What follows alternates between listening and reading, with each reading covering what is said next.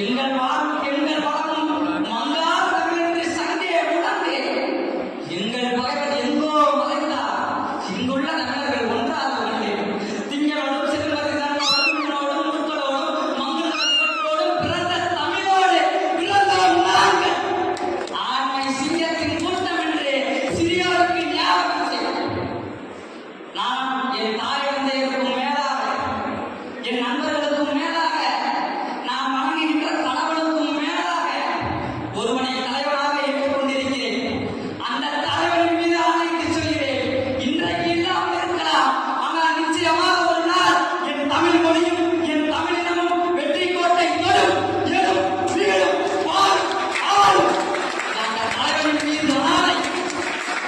நாங்கள் இத்தனை காலம் நரிக்கதை கேட்டு தூங்கிக் கொண்டிருந்தோம். இன்றைக்கு புலிகளை கேட்டு விழுத்து விட்டோம். சிங்கத்தின் குரல் நடுக்கி இடம் கொடுத்தோம். செந்தமிழ்நாட்டின் உரிமை இழந்தோம். பொங்கும் உணர்வில் இழந்தவள் அரசே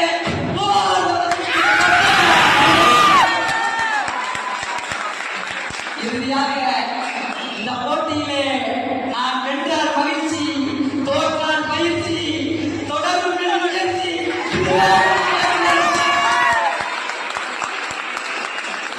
பிள்ளை பிறந்தேன்,